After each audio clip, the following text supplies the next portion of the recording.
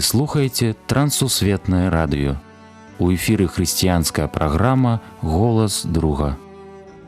Да святой крыніцы чысціні кліча голас друга з вышыні. Голас гэты верай незямною засяляе шчыра кожны дом. Слухай голас друга ўсёй душою, і душа напоўніцца святлом. Прапануем перадачу з раздзелу «Мы і Біблія».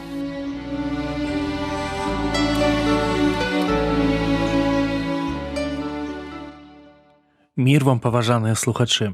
Разам з вамі ў эфіры Сергей Брышцель.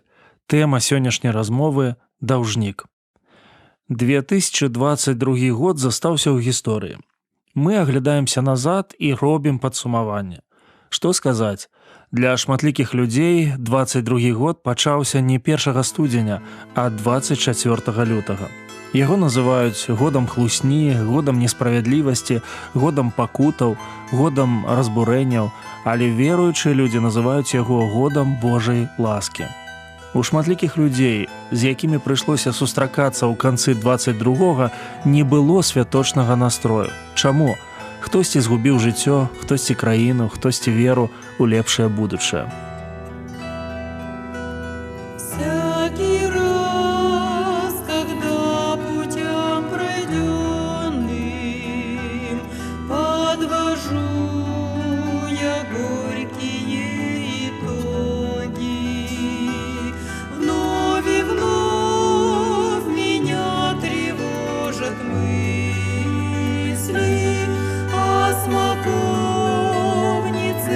Бесплодной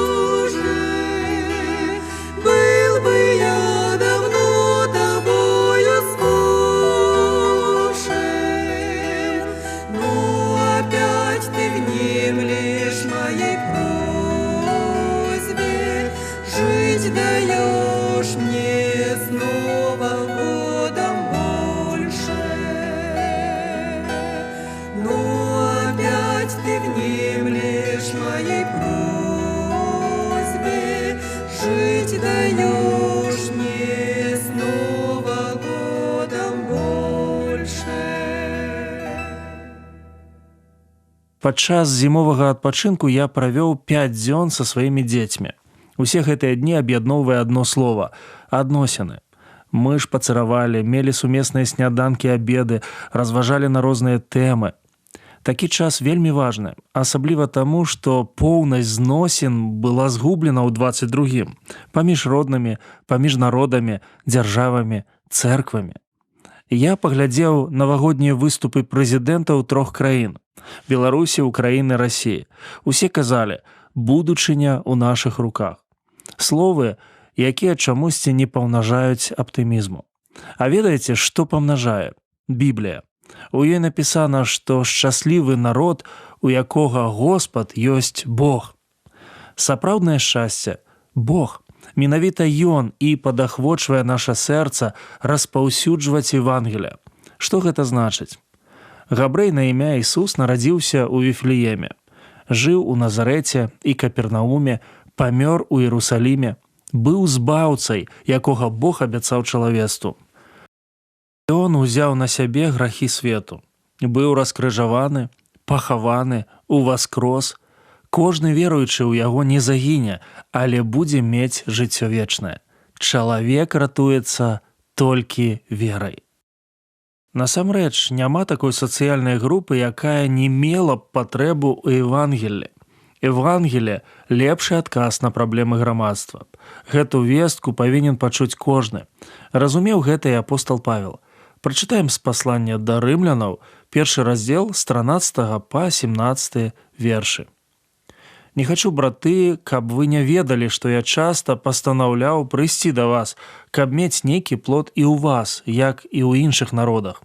І забаронена мне было аж дагэтуль. Я вінаваты і грэкам, і барбарам, і мудрым, і бяздумным, дык што да мяне я гатовы дабравесціць і вам, якія ў Рыме.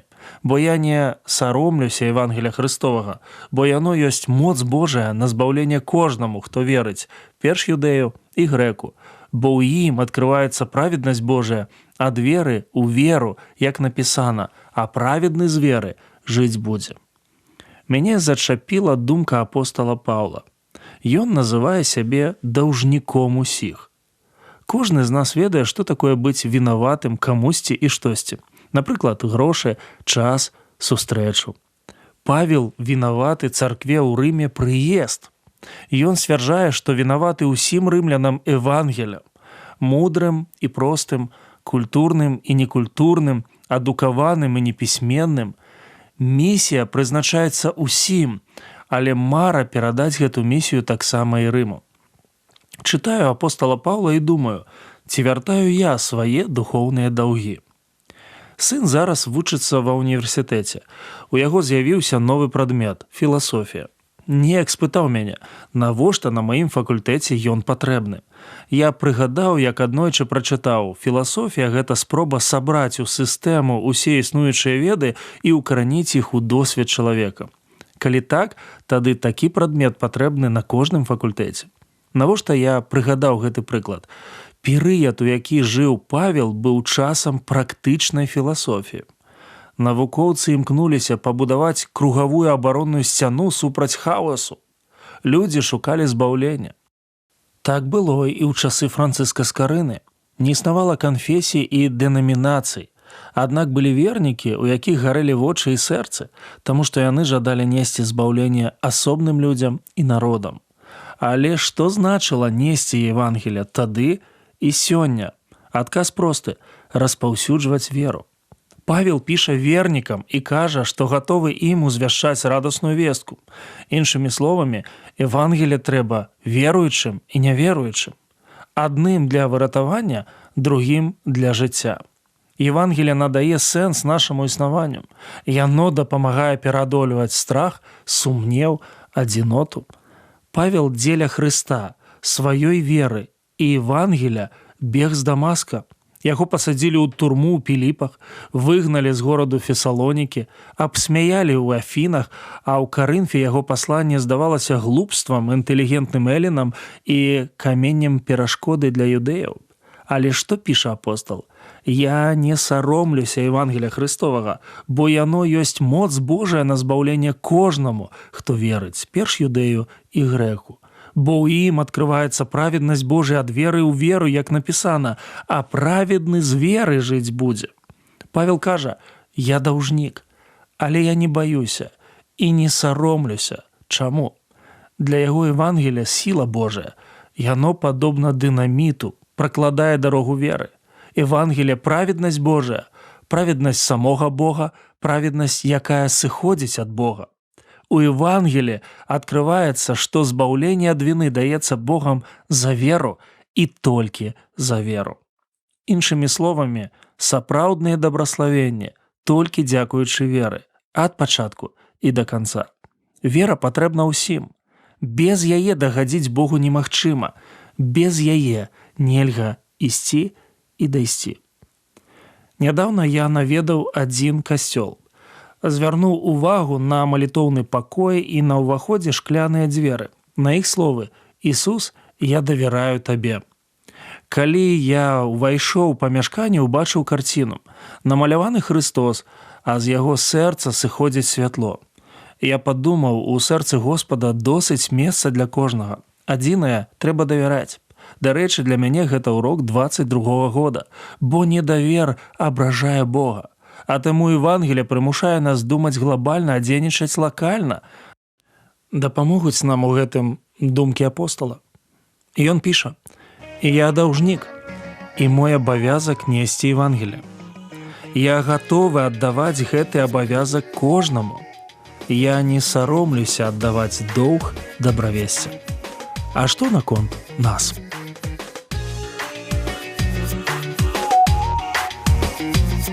Бог знает нашу жизнь и в радости, и в горе, и слышит Он всегда сердец тревожный стук. Он знает боль души, страдающей в неволе, и Он всегда готов помочь, как лучший друг. Расскажи о себе, о немыслимой борьбе, расскажи о трудах, помолись, расскажи о душе, обо всем, что уже угнетает тебя, тянет вниз. Бог не оставит нас в пустыне одинокой, Он не покинет нас в бушующих волнах, в лесах среди долин и на горе высокой. Он не оставит нас в унынии и слезах. Расскажи о себе, о немыслимой борьбе, расскажи о трудах, помолись, расскажи о душе, обо всем, что уже угнетает тебя, тянет вниз. Расскажи о себе, о немыслимой борьбе, расскажи о трудах, помолись, расскажи о душе, обо всем, что уже угнетает тебя, тянет вниз. На гэтым наша сённяшняя перадача завершана. З вами быў Сергей Брышцель. Як і заўсёды, чакаем вашых пісем і водгукаў аб нашых перадачах.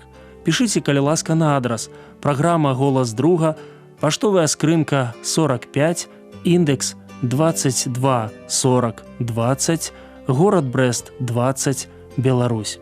Да новых сустрэч на хвалях Трансусветнага радыё. Усяго добрага, беражы вас Бог.